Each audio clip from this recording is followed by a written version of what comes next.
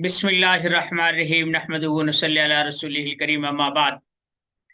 सात नबी कॉलेज की तरफ से वीडियोस का सिलसिला जारी है। आज का सबक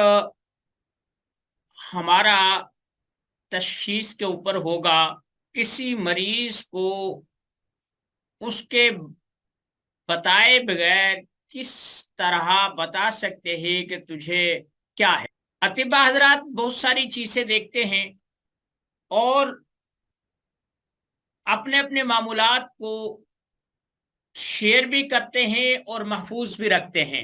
उसकी वजह यह है कि ये चीजें एक दिन का काम नहीं होता, ये जिंदगी का निचोड़ होता है। जब आदमी तशखीस को ऊपर मुकम्मल उबूर हासिल कर लेता है तो उसे हाज़िक़ हकीम कहते हैं। बहुत सारे शोबाजात हैं। जब आपके पास कोई मरीज आए, आप सबसे पहले ये देखें कि उसके हाथों पर पसीना तो नहीं आ रहा। ये हथेलियों पर अगर पसीना ज्यादा आता है या एक इंसान को ज्यादा पसीना आता है, वो छुपाए नहीं छुपता। ऐसा मरीज गुद्दे आसाबी होता है और कसरत पसीना बाज दफा इंसान को कमजोर भी कर देता है। बहुत सारे लोगों के पाँव में बहुत ज्यादा पसीना आता है, उनकी जुराबे और जूते गीले रहते हैं, हाथों में पसीना आता है, ये गुद्दी होता है। कुछ लोगों के हाथ बहुत सख्त होते हैं, कुछ लोगों के हाथ बहुत ज्यादा सख्त होते हैं, छूने से उनकी सख्ती महसूस की जा सकती है। खुरदरे होते हैं, खुश्की होती है और गोश्त कम होता है और ये जोड़ दिखाई देते हैं अलग अलग से। ऐसा आदमी उमूमी तौर और चेहरा भी उसका सुता हुआ या यहाँ से बहुत सारे लोगों के ये चीजें बैठ जाती हैं। ये ऐसे लोग उमूमी तौर पर उजलाती हो। अगर एक मरीज आया, उसने सलाम किया, पसीना उसे भी आ रहा है लेकिन उसका वजूद बिल्कुल ठंडा है, बात करने में भी वो अलकसा कर रहा है, दर्दें उसका पीछा नहीं छोड़ती, मोटापा है, बस ऐसे ही पूरा वजूद बैठे बैठे दर्द कर रहा है, चल रहा है, तो ऐसा मरीज उमूमी तौर पर आसाबी होता है। एक आदमी है, उसका चेहरा तना हुआ है, आंखों में सुर्ख डोरे हैं और चेहरे पर गुस्से के आसार हैं,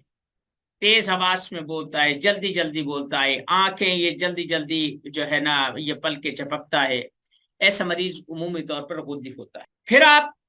जबान से भी देख सकते हैं। अगर जबान फटी हुई हो, दरमियान से ऐसे चीरे से महसूस हो रहे हो, खुश्क हो, तो ये उजलाती होती है। और अगर जबान पर छाले हों और सफेद रंग के हों तो ये असाबियत पर दलील है। मुंह में उमूमी तौर पर असाबियत की वजह से छाले होते हैं, मैदे में तबखीर होती है, जब गैस चढ़ती है तो मुंह में छाले होते हैं। ये जो छाले होते हैं ना, काफी तकलीफ देह होते हैं। इनके लिए बेहतर ये होता है, ये जो कत्था होता है ना, कत्था पापड़िया भी होता है, कत्था वैसे भी आम चूने के साथ जो ये पान के साथ खाते हैं, कत्था आप किसी से भी कहेंगे ये मिट्टी ही होती है तकरीबन। लेकिन ये मिट्टी क्या, ये किसी ना दरख्त से कशीद किया जाता है। इसके छिड़कने से मुंह के छालों में जो दर्द तकलीफ और जलन होती है वो किसी हद तक खत्म हो जाती है, आदमी को रिलीफ मिलता है। उसके बाद एक और फार्मूला है, ये बहुत पुराना है, मेरा अपना भी आजमूदा है लेकिन मैं ज्यादा ये रेफर नहीं करता। नीला तोता लेकर उससे पानी में घोल, बस उसका पानी का जो है ना थोड़ा बहुत रंग बदल जाए, नीलापन आ जाए, तो उससे आप कुल्ली करें। इससे भी मुंह के छालों में फौरी तौर पर इफाका होता है, जलन बंद होती है और बल्कि एक दो दिन के लिए रिलीफ भी मिल जाता है। क्योंकि ये उजलाती होता है और ये आसाबी होते हैं, इस वजह से ये रिलीफ मिलता है। लेकिन इसे ज्यादा मिकदार में आदमी के करने से कुछ लोग ऐसे होते हैं उनके दांतों में इसका फर्क पड़ता है, दांतों की चमक में फर्क पड़ता है, लेकिन इस मकसद के लिए ये मुकम्मल काम देता है। अगर मुंह के छालों में आदमी नाक में तेल लगा ले, یا اسے گیلا کر لے، پانی سے گیلا رکھے، یا لعاب یا جو تھوک ہوتا ہے اس سے اپنی ناف کو تر رکھے، تب بھی منہ کے چھالوں کو بہت زیادہ فائدہ پہنچتا۔ جس آدمی کو بار بار یہ چھالے تنگ کرتی ہوں، ایک عرصہ تھا بچپن میں مجھے بھی چھالوں نے بہت زیادہ تنگ کیا تھا، مختلف دوائیاں لی تھیں، کوئی کچھ کہتا تھا کوئی کچھ کہتا تھا، پتہ نہیں تھا کہ کسی دن ہم بھی اس بارے میں رائے دیں گے، پڑھائیں گے، پڑھیں گے، لکھیں گے۔ وہ اللہ کی قدرت ہے۔ ترفلا جو ہوتا ہے، جس کا پیچھے بھی ذکر آیا ہے، میں نے ایک نسخہ لکھوایا تھا، ترفلا، مجیڈ، فولاد پتری، فلفل دراز وغیرہ، اس کا صفوف تیار کرتے ہیں۔ تو یہ صفوف کھلانے سے 2 وقت کھلا دیں، 3 وقت کھلا دیں، یا صبح کے وقت دہی سے کھلا دیں، اس سے بھی منہ کے چھالے ختم ہو جاتے ہیں، عصبیت ختم ہو جاتی ہے۔ یہ بالوں کو وہ وقت سے پہلے سفید ہونے کو بھی مانے ہے، روکتا۔ آپ ہتھیلی کو دیکھیں، تشخیص کی بات ہو رہی تھی، اگر کسی آدمی کی ہتھیلی سخت ہے، وہ محنت کش ہے اور عضلاتی مریض ہے، اگر یہ جو ہتھیلی ہے بہت زیادہ نرم ہے اور سفیدی مائل ہے، تو یہ اعصابی ہوتی ہے۔ اگر یہ سرخی مائل ہے یا زردی مائل ہے، اس سے کہ سونگنے سے مثلا آپ مریض کی ایسے ہتھیلی کو ایسے سونگے، اگر اس سے بو آ رہی ہے تو اس بو کو، اگر مٹھاس کی سی بو ہے تو یہ اعصابی ہوتی ہے، اگر اس سے بدبو آ رہی ہے، بہت زیادہ سمیل آ رہی ہے، تو یہ غدی ہوتی ہے، اور اگر زیادہ خوشبو تو نہیں آ رہی لیکن پھر بھی خشکی نما چیز محسوس ہو رہی ہے، تو یہ عضلات۔ اس کے بعد یہ ناخن جو ہوتے ہیں نا، یہ ناخن، یہ دیکھیں کہ کچھ لوگوں کے ناخن بیٹھے ہوئے ہوتے ہیں، ایسے نا وہ بیٹھ جاتے ہیں، ان پر اگر پانی ایسے قطرے ڈالے جائیں تو وہ جو اس کا کھڑا ہوتا ہے یا اس کی جو نیچی جگہ ہوتی ہے اس میں وہ پانی کھڑا ہو جاتا ہے۔ تو ایسے لوگ کیلشیم اور فولاد کی کمی کا شکار ہوتے ہیں، ان کے ناخن بہت باریک ہو جاتے ہیں، بہت باریک ہوتے ہیں، یہ کیلشیم اور فولاد کی کمی کی وجہ سے۔ ایسے مریض کو آپ کیلشیم اور فولاد استعمال کروائیں گے تو ان کے ناخن موٹے ہو جاتے ہیں اور خوبصورت لگنے لگتے۔ کچھ مریض ایسے ہوتے ہیں ان کے ناخن بہت موٹے ہوتے ہیں، ایسے ٹوٹتے ہیں اور سیاہ ہو جاتے ہیں، بالخصوص جو پاؤں کا انگوٹھا ہوتا ہے، اس کے ناخن تو بہت زیادہ موٹے ہو جاتے ہیں، سیاہ رنگ ہو جاتا ہے، نیچے سے بھی بس ایسے وہ ایسے ٹوٹتے ہیں، وہ کاٹتے کاٹتے بھی ٹوٹ جاتے ہیں۔ ایسے مریض جو ہوتے ہیں یہ دل کے بھی مریض ہوتے ہیں، ان میں فولاد اور کیلشیم کا اس کے وجود میں بہت زیادہ مقدار میں عنصر پایا جاتا ہے۔ اگر آپ ایسے مریض کے لیے خودی ادویات جیسے ترکٹا ہے، یعنی فلفل دراز، کالی مرچ اور سنڈ اور ریون چینی، اسارا ایوند یا سکمونیا، ایسی چیزیں آپ اسے کھلائیں تو جیسے ہی اس کا بیلنس ہوگا اور اعتدال آئے گا تو اس کے ناخن بیٹھنا شروع ہو جائیں۔ ایسے ہی کچھ لوگ ایسے ہوتے ہیں کہ ان کے یہاں نے یہاں یہ انگلیوں کے اوپر کی جو یہ کھال ہوتی ہے نا، یہ پھٹنا شروع ہو جاتی ہے، ایسے نا وہ تنکے سے باہر وہ کھال ہو جاتی ہے، بہت درد کرتے ہیں اسے۔ تو یہ ایسے لوگوں کو زیادہ ہوتا ہے جو خشک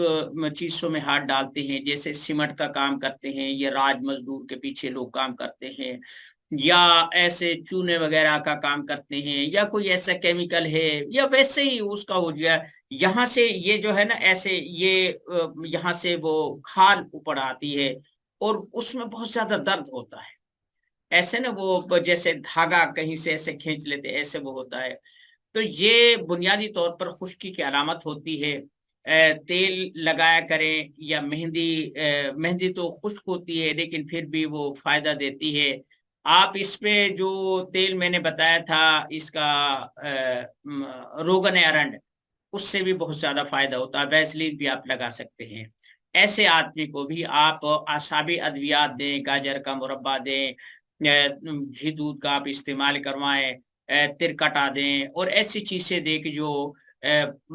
جسم میں نرمی پیدا کرے اور رطوبتیں پیدا کرے، تو یہ چیزیں ختم ہو جائیں۔ اسی طریقے سے بہت سارے لوگ ایسے ہوتے ہیں کہ ان کے ہاں نا ایسا محراب پڑ جاتا ہے، وہ ایسے نشان سا پڑ جاتا ہے ایسے،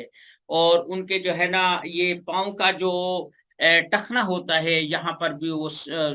ڈیل سی ہو جاتی ہے۔ تو ہم عمومی طور پہ بچپن میں بلکہ عام طور پر بھی یہی تاثر ہے کہ یہ سجدے کا نشان ہے، محراب پڑ گیا ہے، بہت زیادہ یہ نیک آدمی ہے۔ اس کا سچی بات یہ ہے کہ نیکی شیکی سے کوئی تعلق نہیں ہوتا۔ ان کی جلد میں کچھ ایسا معاملہ ہوتا ہے کہ جہاں کوئی چیز ایسے لگتی ہے تو وہ کچھ جرثومے ہوتے ہیں۔ جدید سائنس تو یہ کہتی ہے، ہم یہ چیز کہتے ہیں کہ وہ عضلاتی مزاج ہوتے ہیں۔ عمومی طور پر جب وہ زیادہ ایک جگہ سے وہ چیز کو کرتے ہیں تو وہاں پر وہ سوداویت اکٹھی ہو جاتی ہے، وہ نشان پڑ جاتا ہے۔ اب جیسے اب پیر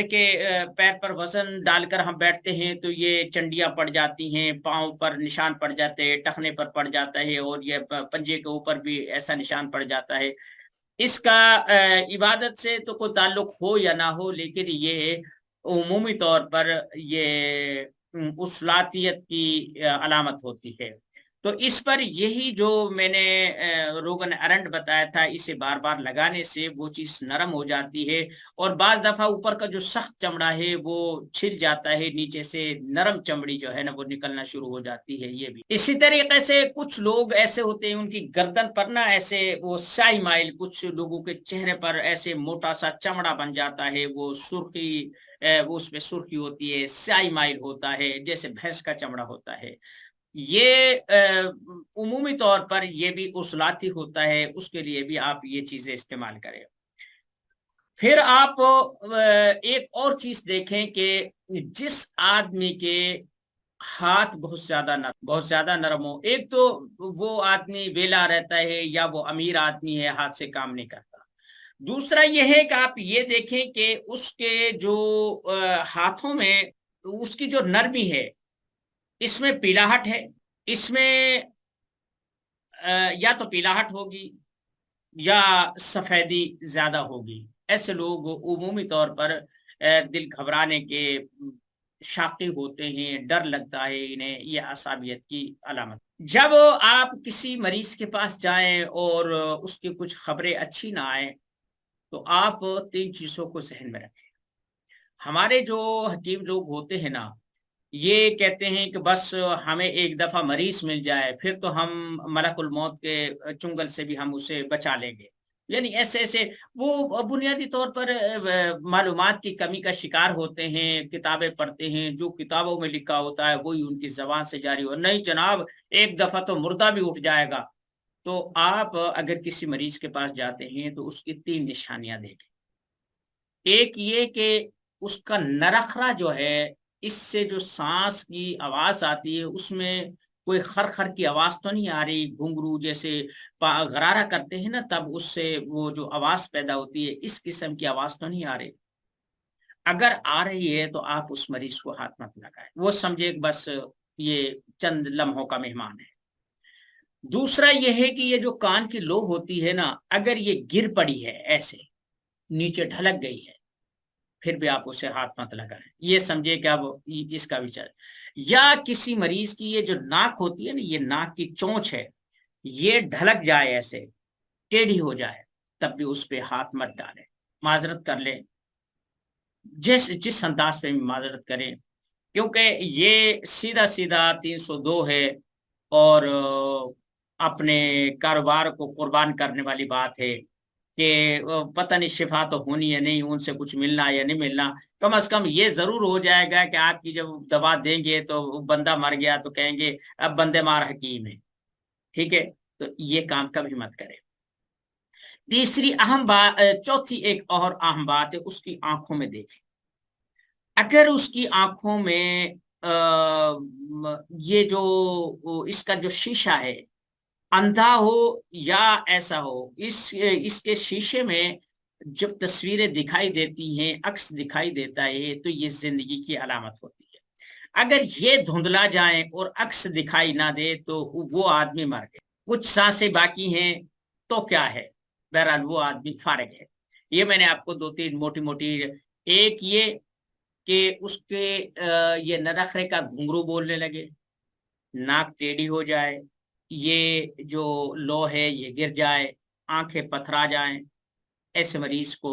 دعا دیں اور چلتے بنیں۔ تیسری اہم بات یہ ہے کہ جب آپ کسی مریض کو دیکھیں تو احتیاط کا دامن تھامے رکھیں۔ آپ کے پاس کتنا بھی تیر بہدف نسخہ ہو، مریض کتنا بھی پر اعتماد ہو، اس سے یہ کہیں کہ میں جو آپ سے پیسہ لے رہا ہوں وہ اس دوا کے ہیں، شفا میرے پاس نہیں، میں دوا کے پیسے لے رہا ہوں، آپ مجھے دوا کے پیسے دیں، شفا نہ آپ کے پاس ہے نہ میرے پاس۔ آپ کی ذمہ داری خرچہ کرنا تھا، وہ آپ نے پوری کر، میری ذمہ داری جو میں بہتر سمجھتا تھا میں نے وہ نسخہ، دوا، غذا وہ تجویز کر دیا۔ ہم دونوں اب بری الذمہ ہیں۔ اللہ سے دعا کریں کہ اللہ آپ کی ضرورت کو پورا کر دے اور میری لاج، کوئی کتنا بھی پیسہ دے، دعویٰ مت کرے کہ میرا ایک ہی یہ نسخہ یہ کر دے گا، وہ نہیں، اس سے کہ بھائی ہم دوا دینے کے مزاج ہے، ہم شفا نہیں دے سکتے۔ مریض اس حالت میں ہو کہ اس کی گھبراہٹ نہ رہے، حال دوال جو ہے نا وہ مچا دے، اس کا دل اتنا دھڑکے کہ باہر آنے شروع ہو جائے اور وہ لوگوں کو پہچاننا بند کر دے، تو یہ بھی آخری نشانیوں میں سے نشانی ہوتی ہے۔ ایسے مریض کو بھی آپ دعا کریں، اس کی چمپی کریں، اس کے ہاتھ پاؤں دبائیں، اسے دبا مت۔ تیسری اہم بات یہ ہے کہ آپ کوئی بھی مریض جو خطرناک حالت میں ہو، حکیم، ڈاکٹر، ایسے لوگ انکار کر دیں، آپ کے پاس کوئی نسخہ موجود ہے، آپ سب سے پہلے اس سے کم مقدار میں دیں۔ کیوں؟ ممکن ہے کہ آپ کی تشخیص میں غلطی ہو جائے یا وہ کھانے پینے میں غلطیاں کر دیں، جتنی بھی غلطی ہوگی وہ مریض کرے، لواحقین کرے، ذمہ آپ کا ہی ہے، اس لیے دوا کی مقدار کو تھوڑا رکھیں۔ اور پھر بعض دفعہ ایسا ہوتا ہے کہ کوئی نسخہ بنا نہیں ہوتا، میرے ساتھ عمومی طور پر ایسا ہوتا ہے کہ میرے پاس کوئی مریض آیا، نسخہ موجود نہیں ہے، دو چار دوائیاں پڑی ہیں، ذہن میں ہوتا ہے کہ یہ فلاں چیز ہے، اس کا مزاج یہ ہے، اس کا یہ ہے، اس کا یہ ہے، اس کا یہ ہے، میں انہی چیزوں میں سے جو ہے نا وہ بنا کر اسے تیار کر کے دے دیتا ہوں۔ الحمدللہ بہت کم جو ہے نا مجھے شکایت کا موقع ملتا ہے، اللہ شفا دیتا ہے۔ لیکن جب ایسی کوئی چیز ہوتی ہے تو میں ان اجزاء کو لکھ لے، کاپی میں، ڈائری میں لکھ لیتا ہوں، بھائی اس میں میں نے ریون چینی ملائی ہے، اس میں میں نے اسارا ریون ملایا ہے، میں نے اس میں کالی مرچ ملائی ہے، اس میں کنب ہندی ملائی ہے، اس میں میں نے خشخاش ملائی، یعنی جو بھی کچھ ہے ان کو میں اجزاء کو ملے، وہ نسخہ بنے نہ بنے، لیکن آپ نے 10 دن کے لیے، 20 دن کے لیے، 2 ہفتے، 3 ہفتے، 4 ہفتے جتنے کے لیے دوا دی ہے، خدا نہ خواستہ اگر اس کا فون آتا ہے، کسی قسم کی کوئی شکایت پیدا ہوتی ہے،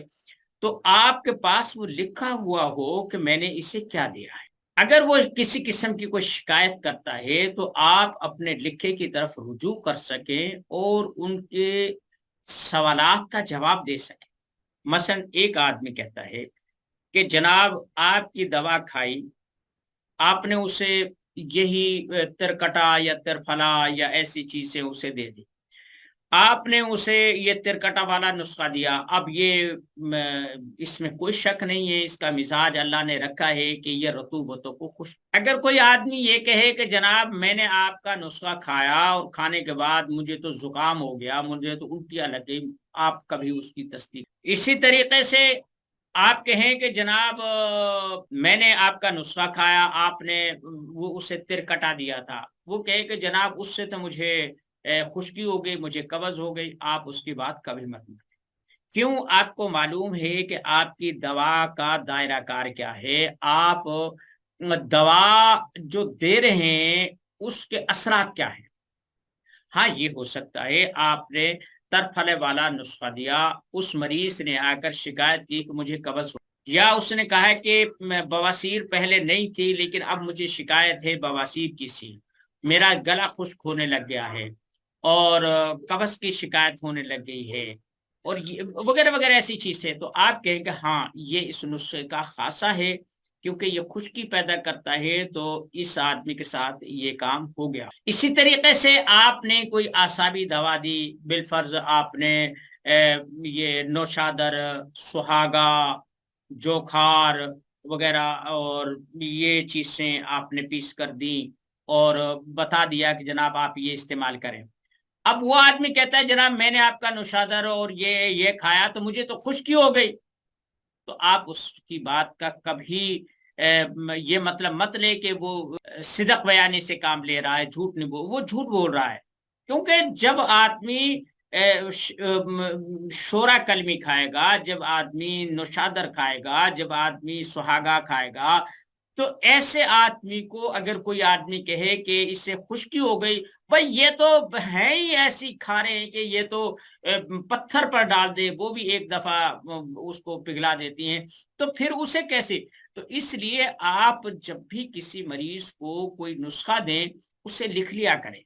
اس کے اجزاء کو ذہن میں رکھیں۔ اسی لیے میں اکثر کہتا ہوں کہ یہ جو 2-2 گز کے لمبے نسخے ہوتے ہیں نا، 200 اس میں اجزاء ہوتے ہیں، بہت لمبی چوڑی تفصیل ہوتی ہے، ایسے نسخوں کو آپ استعمال مت کریں۔ آپ کو معلوم نہیں ہے کہ کون سی چیز نے کیا ریئیکشن کیا، آپ اس کا حل کیا کریں گے؟ آپ نے دو چیز، ایک چیز لی، 2 چیزیں لی، 3 چیزیں لی، حد 4 چیزیں لی، آپ نے وہ بنا کر دے دیا۔ آپ کو پتا ہے کہ میرے نسخے کا دائرہ کار یہ ہے،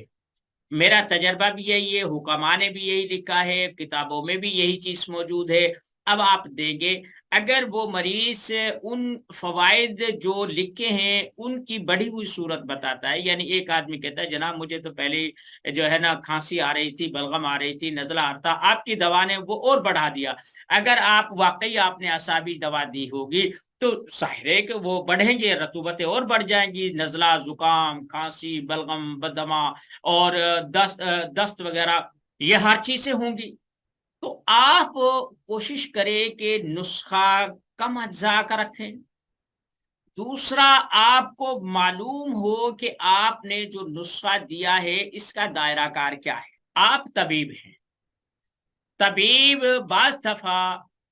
کرنا تو اللہ نے ہوتا ہے، یہ کسی انسان کے بس کی بات نہیں ہے، کسی کو شفا دی، کسی کو بیماری دی، کسی کو لٹکا دیا، کسی کو پریشان کر دیا، یہ اللہ کے کرنے ہوتے ہیں، اسی کے بھید ہیں۔ یہ دوائے شوائے ایک ذریعہ ہیں، ایک سنت ہیں، ہمیں یہ طریقہ بتایا گیا، ہم اس لیے اسے استعمال کرتے ہیں۔ تو آپ یہ چیز ذہن میں رکھیں، 5-7 نسخے بنا کر رکھ لیں، چھوٹے چھوٹے میں 2-4 نسخے رکھتا ہوں، ان سے تمام امراض کا میں علاج کرتا ہوں۔ تو آپ یہ لکھیں کہ میرا جو نسخہ اعصابی ہے اس میں جو اعصابی امراض ہیں وہ تو بڑھ سکتے ہیں، لیکن جو خودی اور عضلاتی ہے ان میں فائدہ، اسی طریقے سے جو عضلاتی ہے اس میں اعصابیت کو فائدہ ہوگا، خودی اس امراض میں افاقہ ہوگا، ایسے ہی جو غدی ہیں ان میں عضلاتی مرض کو فائدہ ہوگا، اعصابیت میں وہ فائدہ مند ہوں گے۔ تو آپ کو پتہ ہونا چاہیے کہ آپ کیا، بعض دفعہ ایسا ہوتا ہے کہ وہ کہتے ہیں اذا جاء اجلهم لا يستأخرون ساعة ولا يستقدمون، جب موت آ جاتی ہے پل نہ آگے ہوتی ہے نہ پیچھے ہوتی ہے، کس بہانے آئے گی پتہ نہیں ہے، ہو سکتا ہے کوئی اور بہانہ ہو، لیکن آپ کی پڑی اس کی میز پر پڑی ہو، آپ پر تو مدعا پڑ گیا۔ اگر کوئی ایسی نوبت آ جائے تو آپ کے پاس وہ نسخہ لکھا ہوا ہو، خدا نخواستہ لیبارٹری ہوتی ہے، کہیں کوئی چیکنگ ہوتی ہے، کہیں کسی کا ایسا کوئی قضیہ بن جاتا ہے، تو آپ شرح صدر سے یہ کہہ سکے جناب میری دوا یہ تھی، اس نے جو دوا کھائی ہے اس کی آپ لیبارٹری کروا لے، جو باقی جو اس کے پاس دوا پڑی ہے، پڑیاں پڑی ہیں، آپ انہیں بھی چیک کروا لے، ان میں یہ اجزاء میں نے کام میں لائے ہوں، یہ اجزاء اس میں استعمال ہوئے ہیں، اور ان اجزاء کا یہ جو اس کے ساتھ جو مریض کے ساتھ معاملہ ہوا ہے اس کا کوئی تعلق نہیں ہے۔ یہ کبھی نہ کبھی زندگی میں خدا نخواستہ حادثات ہو جاتے ہیں، تو آپ کو پتہ ہونا چاہیے ایسے ہے۔ میں بہت چھوٹا تھا، چھوٹا کیا تھا بلکہ میری شادی ہو گئی تھی، لیکن حکمت اور عملیات کے میدان میں تجربات کے لحاظ سے بہت چھوٹا تھا۔ تو میرے پاس ایک مریض آیا، اس وقت 10-20 روپے بھی بہت زیادہ رقم ہوا کرتی تھی، خرچے تھے نہیں۔ تو مجھے کہنے لگا کہ فلاں آدمی کو الٹیاں بند نہیں ہوئی، ہسپتال سے بھی آ گیا، وہ باٹا فیکٹری کا ملازم تھا، سرکاری اسے سہولت میسر تھی میڈیکل کی، لیکن انہوں نے جواب دے دیا، انہوں نے کہا اسے گھر لے جاؤ، ہم اس کی قید۔ میں نے کسی کتاب میں پڑھا تھا جناب، یہ جو پیپل ہوتا ہے نا، بورڈ اور پیپل، پیپل جو ہوتا ہے اس کے جو اوپر کا چھلکا ہوتا ہے نا، جو موٹا موٹا سا خشک باہر اتر جاتا ہے، اسے جلا کر جب یہ جل رہا ہو، کچھ شعلہ بن جائے، کچھ دھواں ہو، تو اس کو پانی میں بجھا لے، اور وہ پانی سیپ لے کر گھونٹ گھونٹ لے کر کے والے مریض کو، جسے اعصابی، یہ اعصابی تو اب پتہ چلا، اس وقت نہیں تھا، وہ اسے پلائے تو اس کو کھانا ہضم ہونے لگ جاتا ہے اور الٹیاں نہیں آتی۔ میں نے یہ کیا، الحمدللہ اس وقت بہت اچھے نتائج ہوئے، یہ میرے مجربات میں ہوا۔ بعد میں پتہ چلا کہ یہی خاصیت کی دیسی کی کر کے اس میں چھلکے میں بھی ہے، یہ بڑھ کے اس میں بھی ہے، یہ ارجن کے درخت میں بھی ہے، یہ اگر آپ کوئی اینٹ روڑھا آگ پہ گرم کر کے اسے بجھاتے اس میں بھی ہے، کوئی یہ جو لوہے کا کوئی ٹکڑا لے کر یہ آگ میں سرخ کر کے یہ بھی بجھا لے، اس سے بھی خیر رک جاتی ہے، یعنی اس میں قابض اثرات آ جاتے ہیں۔ اس کے بعد پھر 7-6 مہینے کے پیچھے پھر اسے کوئی مرض ہوا، تو وہ مجھے کہنے لگا کہ مجھے نوشادر اچھا نہیں لگتا، مجھے اسے الرجی ہے، مجھے اس میں جو ہے نا تکلیف ہوتی ہے۔ لیکن میرے سامنے نوشادر کی لمبی چوڑی فہرست تھی، اس نے مجھے پیسے دیے، میں نے اس دوا میں نوشادر بھی شامل کر دیا کہ یہ ہاضمے کے لیے اس کی پھر وہی کیفیت ہو گئی۔ پھر میں کچھ دنوں کے بعد جب اس سے ملا تو وہ کہنے لگا کہ میں نے آپ سے کہا تھا مجھے نوشادر اب مافک نہیں ہے، آپ نے مجھے وہی دے دیا۔ اس وقت تو خیر تعویلات کی آدمی غلطی نہیں مانتا، لیکن احساس ضرور ہو جاتا ہے کہ یہاں میں نے غلطی کی ہے۔ بس یہ کچھ تجربات تھے جو میں نے آپ کے ساتھ شیئر کیے ہیں کہ جب آپ مریضوں کو ٹریٹ کریں، مریضوں کا علاج و معالجہ کریں تو کیسے انہیں پہچانیں، اور ان کے نسخہ جات میں آپ نے کیا کیا احتیاط اور ایسی احتیاطی تدابیر استعمال کرنی ہے کہ جن سے کم از کم اگر فائدہ نہ ہو تو آپ کی جان اور آپ کی شخصیت سلامت رہے۔ اگر ایک مریض آپ سے بھاگ گیا کوئی بات نہیں، مریضوں سے دنیا بھری پڑی ہے، آپ کسی کے پیچھے مت چلے۔ میرا خیال ہے کہ آج کی کلاس اتنی کافی ہے۔